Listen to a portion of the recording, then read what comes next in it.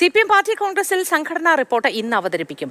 General സെക്രട്ടറിയുടെ അഭാവത്തിൽ കേന്ദ്ര കമ്മിറ്റി ചുമതലപ്പെടുത്തിയ പോളിറ്റ് ബ്യൂറോ അംഗം BV രാഘവലു രാത്രി 7 മണിക്കാണ് റിപ്പോർട്ട് അവതരിപ്പിക്കുക. റിപ്പോർട്ടിന്മേലുള്ള ഗ്രൂപ്പ് ചർച്ചയും ഇന്ന് നടക്കും. പൊതുചർച്ച നാളെയാണ് ആരംഭിക്കുക. AK സ്റ്റെഫിൻ വിവരങ്ങളുമായി ചേരുന്നുണ്ട്. Stephin, good morning. ഇന്ന് സമ്മേളന വേദിയിൽ നടക്കുന്ന കാര്യങ്ങൾ എന്തൊക്കെയാണ്? ഇന്ന് റിപ്പോർട്ട് അവതരണം എങ്ങനെയായിരിക്കും പുരോഗമിക്കുക? വിശദാംശങ്ങൾ എന്താണ് സ്റ്റെഫിൻ?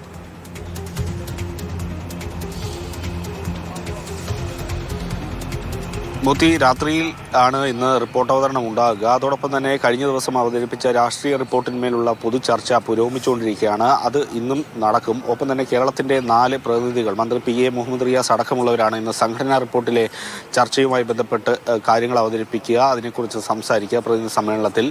ആ രീതിയിൽ അത് പുരോഗമിക്കും. ഏറ്റവും പ്രധാനമായും എടുത്തു കാണേണ്ടത് കേന്ദ്രത്തിനെതിരായിട്ടുള്ള ഒരു വിമർശനം കഴിഞ്ഞ ദിവസവും പ്രതിനിധി സമ്മേളനത്തിൽ ഉയർന്നു വന്നിരുന്നു. പ്രത്യേകിച്ചും കേരളത്തിൽ നിന്നുള്ള പ്രതിനിധികളും അതോടൊപ്പം ബംഗാളിൽ നിന്നുള്ള പ്രതിനിധികളും അത് ഉയർത്തിയിരുന്നു. ഇന്നും അത്തരത്തിലുള്ളൊരു വിമർശനങ്ങൾ ഉയർന്നു വരാനുള്ള സാധ്യതയുണ്ട്. കാരണം കേരളത്തിൽ ഇപ്പോൾ ഭരണത്തിൽ ഇരിക്കുന്ന മുന്നണിയും സർക്കാരും CPM നയിക്കുന്നതാണ്. അപ്പോൾ ഭരണ നേട്ടങ്ങൾ രാജ്യതലത്തിൽ എല്ലായിടത്തും എത്തിക്കേണ്ടത് കേന്ദ്ര കമ്മിറ്റിയുടെ ഒരു ഉത്തരവാദിത്തം കൂടിയാണ്. അതിൽ പലപ്പോഴും വീഴ്ച ഉണ്ടാകുന്ന തരത്തിലുള്ള വിമർശനങ്ങൾ ഇന്നലെ ഉണ്ടായിരുന്നു. ഇന്നും സമാനമായ രീതിയിലുള്ള വിമർശനങ്ങൾ ഉണ്ടാകാനുള്ള സാധ്യത ഉണ്ട്. ഒപ്പം തന്നെ ഈ പ്രായപരിധിയുമായി ബന്ധപ്പെട്ട് കഴിഞ്ഞ ദിവസം ഗ്രൂപ്പ് ചർച്ചയിൽ ഉയർന്നു വന്നിരുന്നു പല തരത്തിലുള്ള വിമർശനങ്ങളും. പ്രത്യേകിച്ചും പരിചയസമ്പത്തുള്ള നേതാക്കളെ പ്രായപരിധിയുമായി ബന്ധപ്പെട്ട് ഒഴിവാക്കുന്നത് ശരിയല്ല എന്നൊരു വിമർശനം ഉയർന്നിരുന്നു. അതുമായി ബന്ധപ്പെട്ടൊക്കെ ഇന്നും നാളെയുമായി നടക്കുന്ന പ്രതിനിധി സമ്മേളനങ്ങളിലും പ്രതിനിധികൾ ഈ കാര്യങ്ങളൊക്കെ ഉന്നയിക്കാനുള്ള ഒരു സാധ്യതയുണ്ട്. ഏതായാലും ഇന്ന് സംഘടനാ റിപ്പോർട്ട് വൈകിട്ടോടു കൂടിയാണ് അവതരിപ്പിക്കുന്നത്.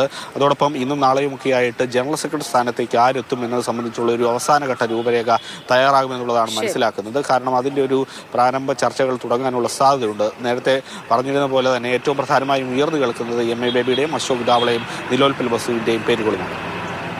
ശരി സ്റ്റെഫിൻ, ഇന്ന് റിപ്പോർട്ട് അവതരിപ്പിക്കും.